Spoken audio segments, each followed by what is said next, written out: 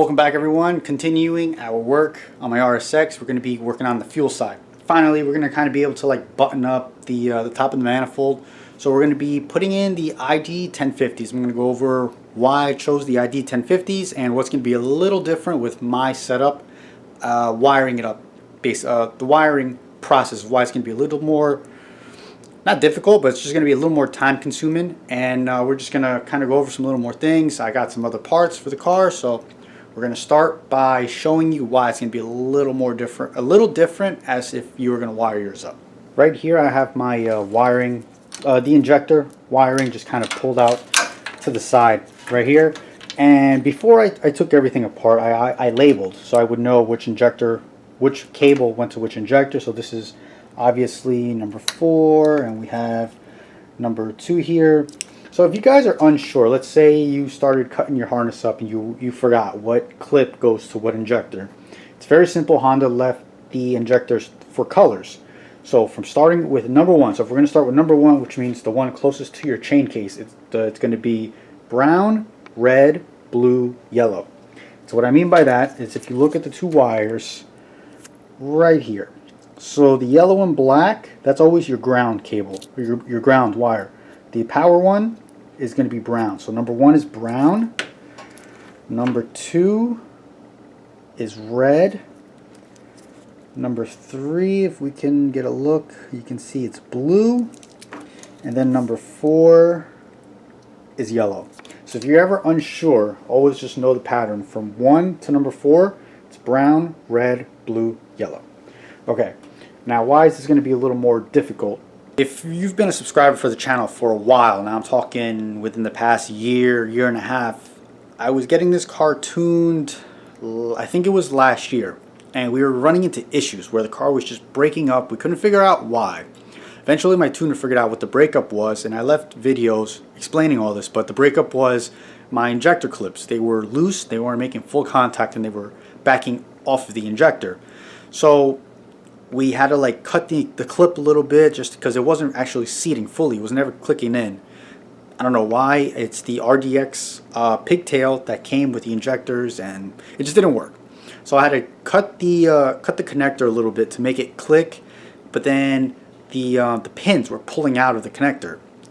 So what I ended up doing was super gluing the pins into the connector, and now I have to repin it, right? So the injectors come with new connectors. You'll see. I can't just depin it, pull the wires out, and then put it into the new connector because they're super glued. I'll try. That'll be great. But what I'm going to have to do now, I'm going to have to cut the ends, make new pin, crimp the new pins on it, and then put them into the new connectors.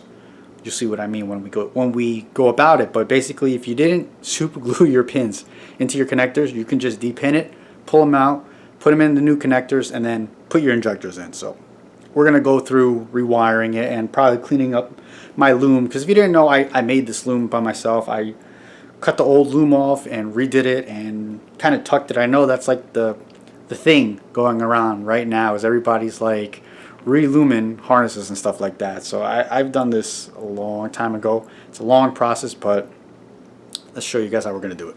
Before we do all that, how about I show you guys the injectors, because all I did was show you the box when we did our original you know, our go over about what we were doing with the car, right? These are, like I said, these are the 1050Xs. If I can put a hand on it, there you go. It's their ID 1050s. This is like their X series that they're calling it with. Now, I just bought these as injectors with clips. You can buy a plug-and-play harness. I didn't go that route because honestly, I knew I was going to be crimping these, so it was like another $70. So you just get your stickers and stuff. All right, so here's our clips. They give us our new pins that we're going to be putting in, and our clips. So like I said, if it was a plug and play, all I would do is depin the other ones, and then I would just plug them right into the back of these. So we're going to be working with these, and here are our injectors, our 1050Xs. It's just, you know, really nothing to look at. It's just an injector. Why did I go with 1050Xs? Well, why did I go with Injector Dynamics in general? So I had another company I was thinking of using. I encourage this with anybody. Before you just buy a part, it's very obvious. Do your research. I mean, just because somebody's running it doesn't mean like that's the best part for you, or just always do your research. So I was kind of in between two companies, and I was doing research on both of them. I was really trying to see why. I was trying to figure out why I wanted one over the other company, and at the end, I came down to I picked ID just because they're proven. It's kind of contradicting what I said, but it's a proven injector, and they have a proprietary spray nozzle on the tip, and it's so atomized. It's so much finer, the spray that you get out of the injector, that I was sold on that. So that's why I chose the Injector Dynamics. Now they don't make ID 1000s anymore. That was their old style. They're making these new 1050s, which is the replacement for the ID 1000s, and the 1050X, the X is their new line. Basically what it is, it's all stainless steel internals, so you can run ethanol, you can run all these race fuels, and it won't corrode the injector like it would an older style injector. Or I'm not sure if the 1000s would corrode with like ethanol or methanol or all those other fuels, but with the new line, basically, they're not going to corrode, and they're not going to get stuck with those high octane fuels, and you won't have to clean them as often because they're stainless steel internals, they're made to accept that fuel. So not that I plan on running any of those kind of fuels, but it's nice to have the luxury and not worry about my injector corroding internally. So that's kind of a backstory why I chose Injector Dynamics and these 1050s. I'm going to do the best that I can to show you what's going on with this. This light might be a little too bright, so let's turn this down. Yeah, it's a little better. So I'm going to try to show you guys how to take this apart if your stuff wasn't super glued. So first thing we're going to do, always when you're going to depin any kind of clip, you're going to have to take this protective cover off. So sometimes in this case it's clear, it might be other colors. So all we're going to do is, if you can see, I don't think you can, but there's like a little gap right in here. You're just going to pry that up. And then this cover right here, it just comes off, right? So we got this guy out. Now this is where it's going to be so hard to see, but we're going to start pulling these out. So I tried to get this as close as possible so you can get an idea, but there's basically these two tabs right here under the injectors. So what we're going to do is we're going to pry that tab backwards so you can kind of see, actually hear the super glue cracking. Can you see me pulling that? Yeah. Alright, so you're going to pull this tab back, and once you pull this back, you're going to push the actual terminal backwards. So sometimes what I do, oh, actually it looks like it just got loose. And they just pulled out. You know what? Maybe the super glue really didn't hold it that much. This might be easier than I thought it was going to be. Alright, so here's our terminals. The one thing you want to remember is exactly how it went. So I pulled it out with the yellow on the connector side. So I'm gonna leave it like this for now.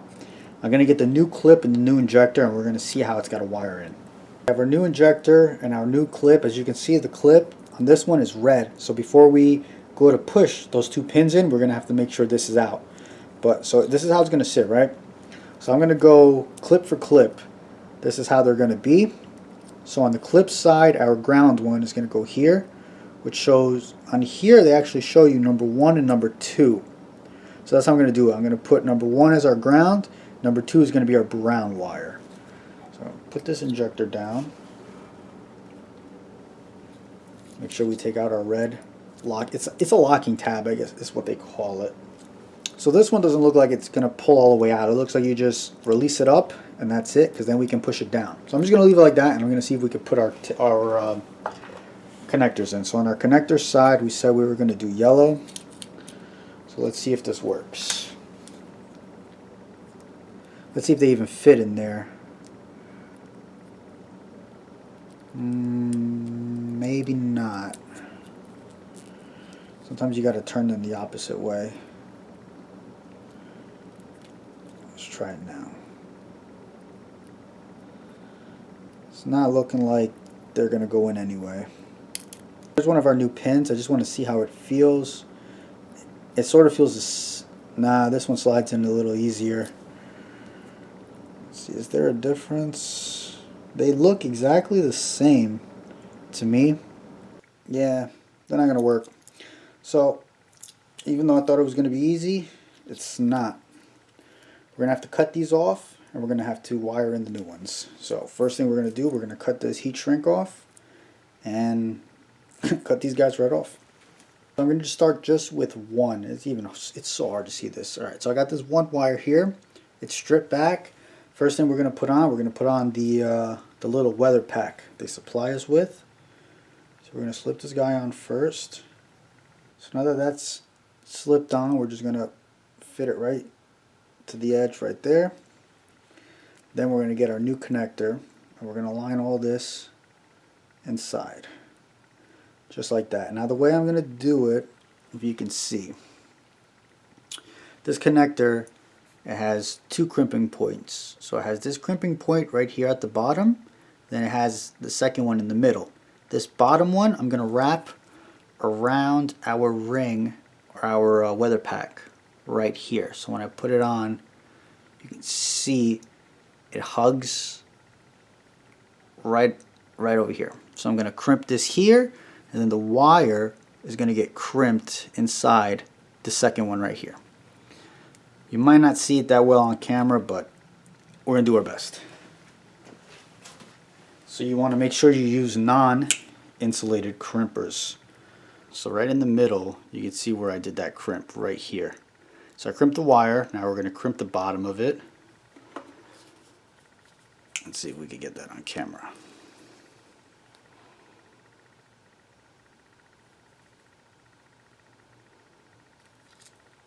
We're going to give it a tug.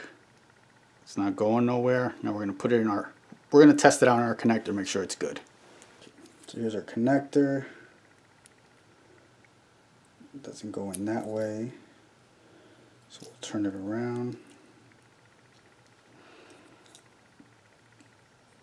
And this way it goes in a lot easier. So we're going to do the second one, and then this should just click right in. Both of our new terminals are crimped on there. Before I put this on, actually, I'm going to slide a new heat shrink over this guy, so that way I don't have to slide it over the connector. So, let me do that right now. Heat shrink's on, so we'll heat shrink this at the end. What we're going to do now, let's make sure our connector goes in. So we're going to line both of our tabs up, and this should just slide right in.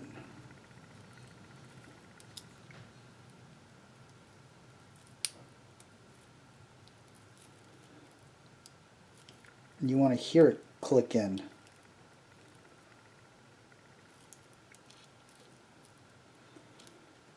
So it looks like they clicked in. So what we're going to do is we're going to tug it to make sure the wires don't come out, which they don't, and we're good.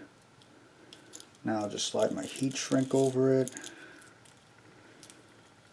What I like to do is I like to leave a little bit of the wire exposed so I can see if I ever have to back probe it or anything, which side is which color. So I'll probably just heat shrink it like that.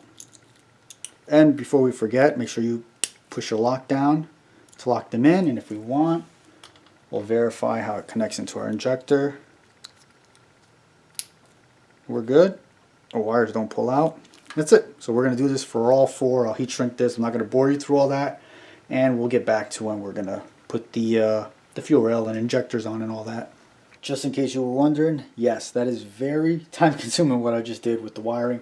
Wiring is all done though, so now we're going to actually just throw our injectors into our rail. I already took the RDX injectors off. Before I throw injectors in, I always put just a little bit of engine oil on your O-ring right over here, just so it slides in.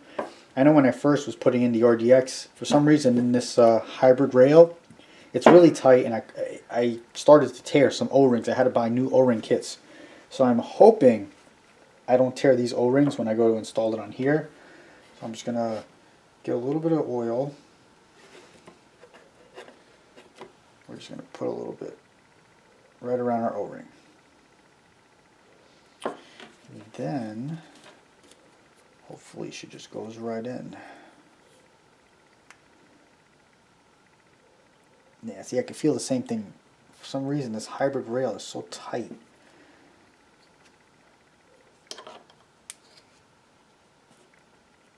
It just doesn't, it does not like injectors going in there.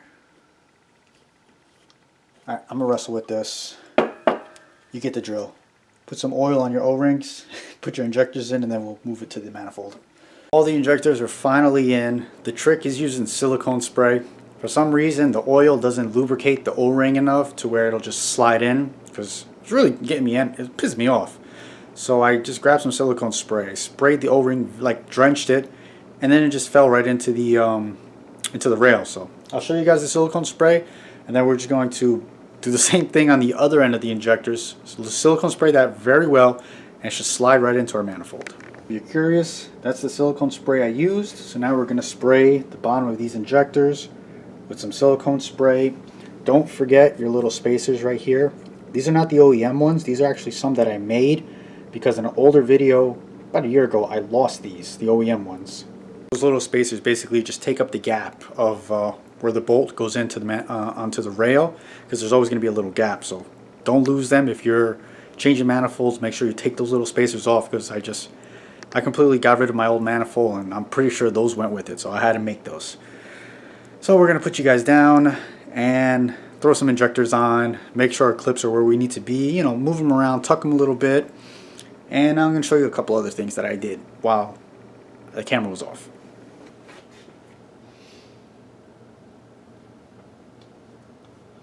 There we go.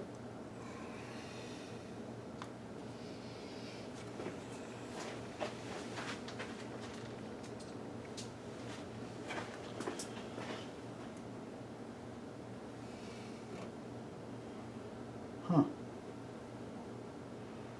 Okay. Found another issue.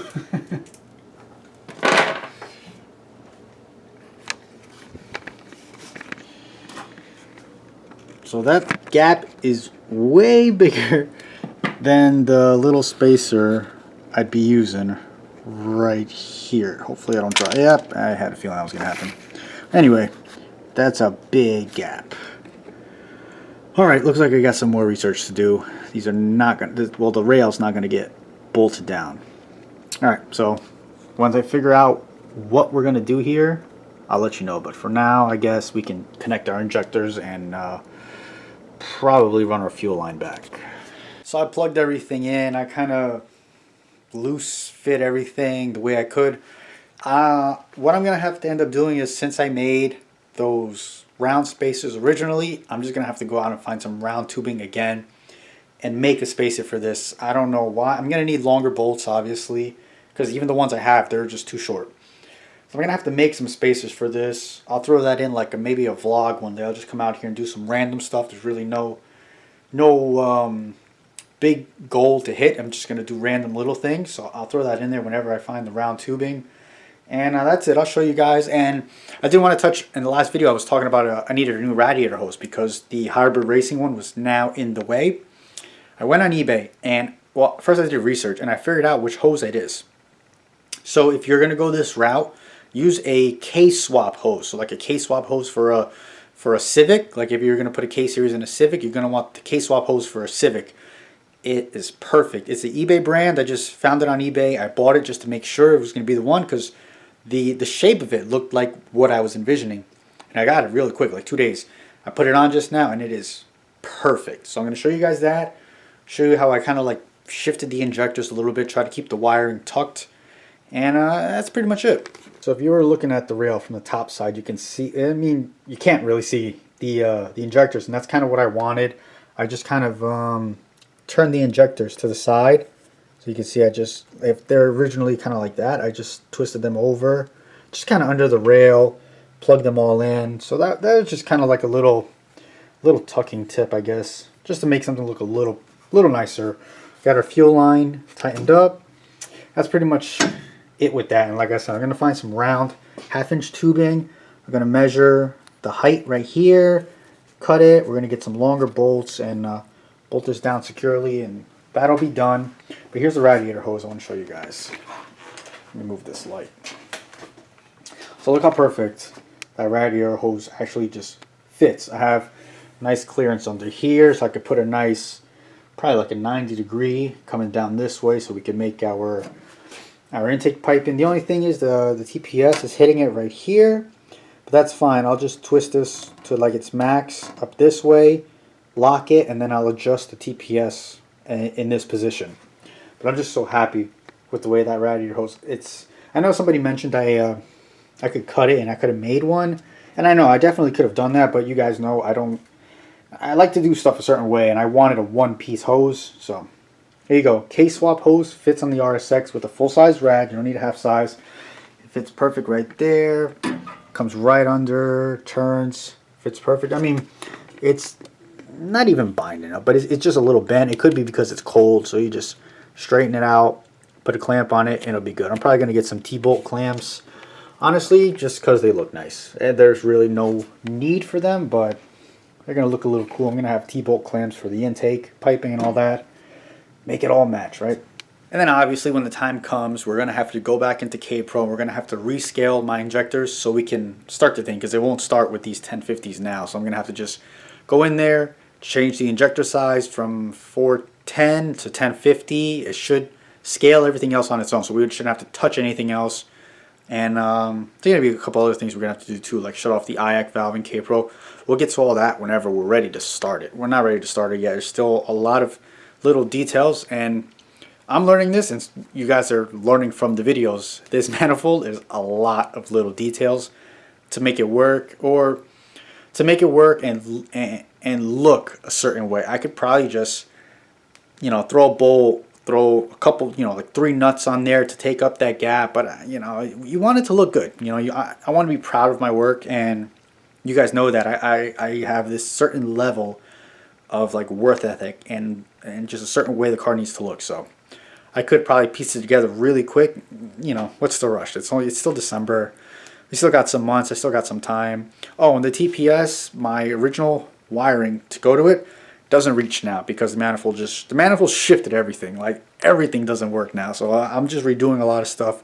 So what I'll be doing is I'm going to be making my own extended harness. So not extended harness, my own like pigtail harness. So I'm going to get the connectors, the pigtails. I'm going to make just a little extension so it'll plug to the TPS and then run to the other plug on the harness, so I don't have to cut the wire harness. I'll just add a little extension in there. We'll do that whenever I get the plugs. And that's about it. Just quick little video. I'm not sure how quick it is. We'll figure out after I start editing it. But there you go. We'll do a full review on. I'm not gonna do a full review. We kind of already did a review on the injectors. Whatever's next. Let me get the tubing, and we'll figure out whatever else comes next. Appreciate you guys watching this video. Please give me a like, give me a thumbs up, leave comments, send me a DM on Instagram if you need any help. Search motive_garage, and I'll catch you guys in the next video. Stay motivated and keep making those streets louder.